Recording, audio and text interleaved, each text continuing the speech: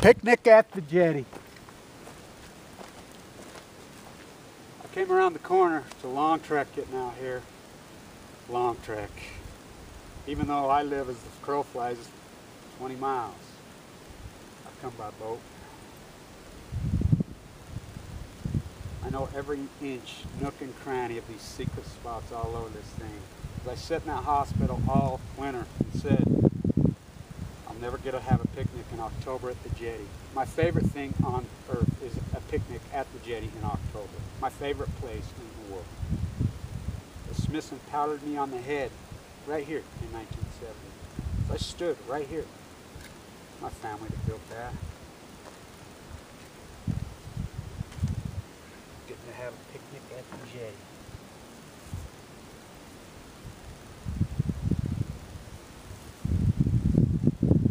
Good, except for that shrimp out of the Atlantic, the BP Atlantic, or the Fukushima Cesium Pacific.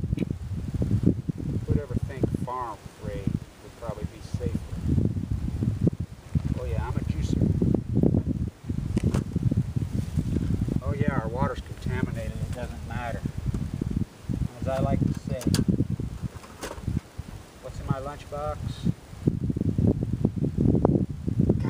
Still left over from 1970, and a fucking apple. A Steve Chinese fucking Jobs made in China fucking apple. Wow. Wow. Oh, more soup there. 1970. What's that?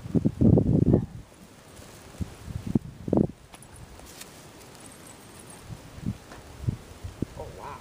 Wow. Who's that? Who's that? Oh, fuck, five. When's that? March 29, 1968. God, I got him too. That parents of mine, that grandparents of mine, that great uncle of mine. Boy, he's the one that took me to meet Bobby that day. Just a couple days before he announced to the world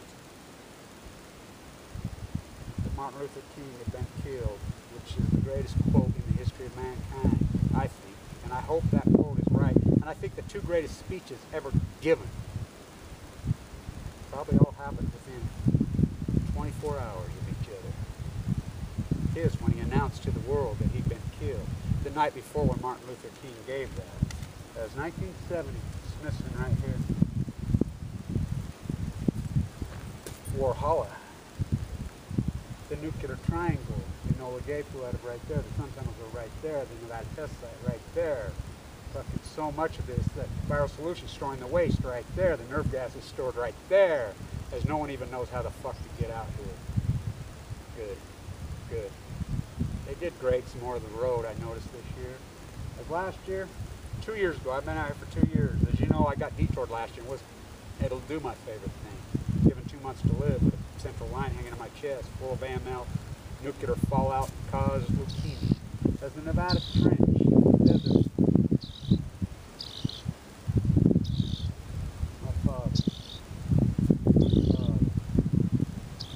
Smithson. The birds. The landscape. The tundra swamps this time of year.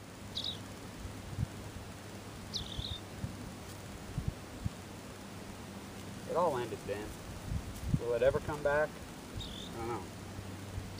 But personally, I think that the Occupy movement worked. I think it was mega, marquee, epic, powerful. It wasn't AstroTurf. As we had that cultural shift in the early 80s, nobody even knew what was happening.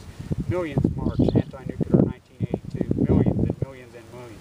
How did it all change? We all went to Wall Street and started chasing money. We forgot. But this summer it changed. The teabagger capitulation, the AstroTurf capitulation. So we're going back to 1970. Huh, maybe them Orioles will win the series. Maybe a guy with a .67 lifetime batting average, 10 gold gloves will be playing shortstop. Maybe that cigarette-smoking freaking little short sawed-off hot tender Earl will come out and rant and rave and carry on. What about Clemente? Yeah. Put that in your fucking documentary, Barnes, because your inning number 10 sucked. Up to 1 through 9, you were right. It did fucking imitate. But your 11 is horrible. Inning 11 should be all about how athletes make millions and millions and how working class is repressed. If you want to mirror baseball and sports through that, it's as obvious as the fucking nose on your fucking sucked up money face. And Redford, when you made that iconic movie, yeah, Butch Cassidy should have kicked your fucking ass. Oh yeah, he was a Mormon here, wasn't he? Oh yeah. Oh yeah.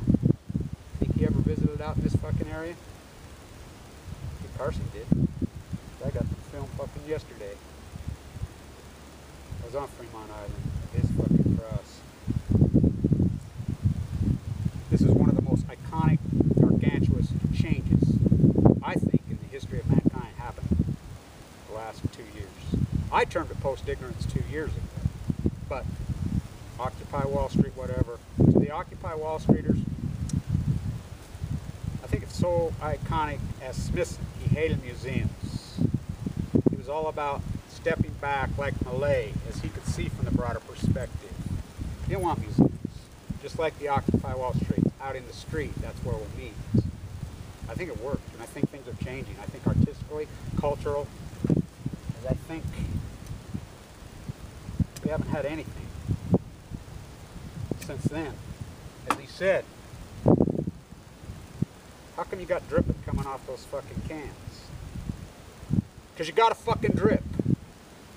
I like it better without. Good, because I don't like fucking dripping. As he also said, everybody will have their 15 minutes of fame in the future as he did those videos. Ahead of his fucking time, boy. Edie? It's happening right fucking now. The artist is leading the fucking way. Smithson would love it. He hated the museums.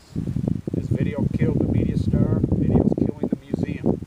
As he stepped back and he viewed from the broader perspective. Killed shortly thereafter. What a fucking landscape. Oh my God, as I came right around the corner and seen, I fucking had visions of Marilyn and the Misfits in that fucking pickup. As he said, I'm an alcoholic. I'm a coward. I'm a coward. As I dropped those nuclear bombs, those atomic nuclear, how many fucking children did I kill? How many teachers did I kill? That's what we're turned into, a bunch of fucking cowards. That's what the culture is. The Dick Cheney, the Carl Old, all these fucking Utah fuckers, cowards. Smithson's iconic fucking piece here is iconic for a fucking reason. As he stepped back and viewed from the broader perspective. And the tree on the exact opposite side. As you fucking morons drawing yourself a drive-by, you have no fucking clue. It is a fucking epic, epic, epic fucking powerhouse iconic. And all we've had in 40 years is a fucking Chinese fucking Steve Jobs fucking Chinese fucking Jobs fucking Apple. A bunch of fucking, a metaphor to fucking nothing. Kevin Blanch, stay tuned.